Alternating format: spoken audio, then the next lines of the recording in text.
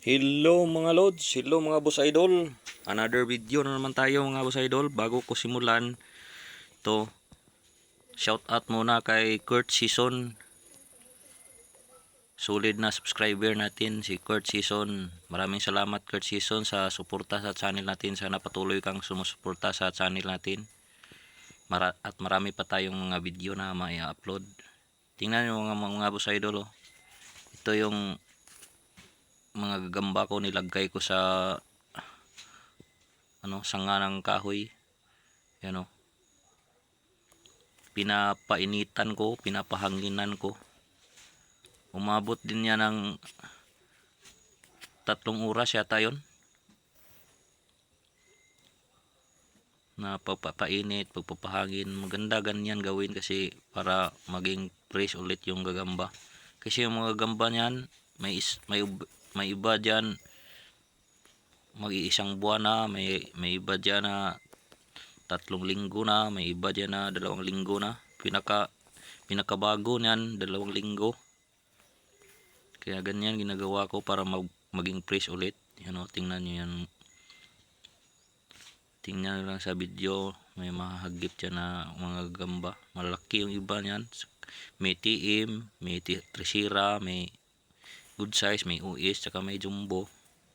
Meron din yan isa na super jumbo na tigre. Maganda ganyan gawin pag gusto mo painitan yung gamba mo. Dapat sa mga dahon ng kahoy talaga, kasi para siyang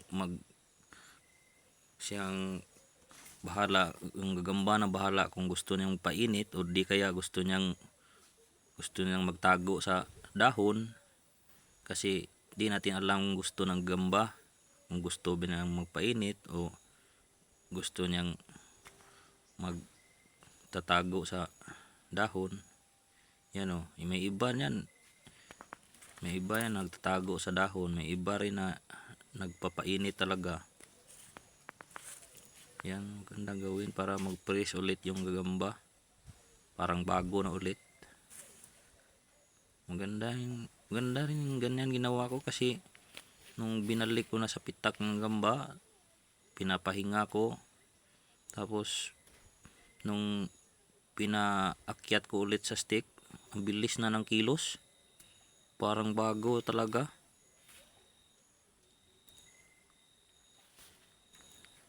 Mga gamba niya, no.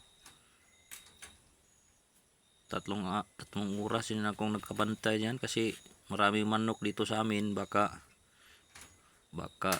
tukain ng manok, kasi mababa pa naman yung sanga ng kahoy na nilagyan ko. Kasi yung sanga ng kahoy pinutol ko, tapos ko sa lupa, tinayo ko yung patayo. Kaya mababa lang talaga yan. Yung iba niyan maabot talaga ng manok, kasi tatalo naman yung manok pag nakita yan, yari talaga. Kaya binabantayan ko para hindi matuka ng manok. Hirap din magkondisyon ng gagamba. Tapos may iba pa, pag bumili, binabarat pa na nila yung gagamba natin. Ang hirap pa naman magkondisyon ng gamba, tsaka lalong mahirap pag nanghuli, kasi mahirap naman maghuli pag araw. Kaya gabi tayo manghuli, delikado rin. Delikado talaga manghunt ng gagamba. Tapos yan lalo na itong mga gagamba ko, kinukondisyon ko. At yan lang mga boss idol, hanggang sa susunod na video. Maraming salamat.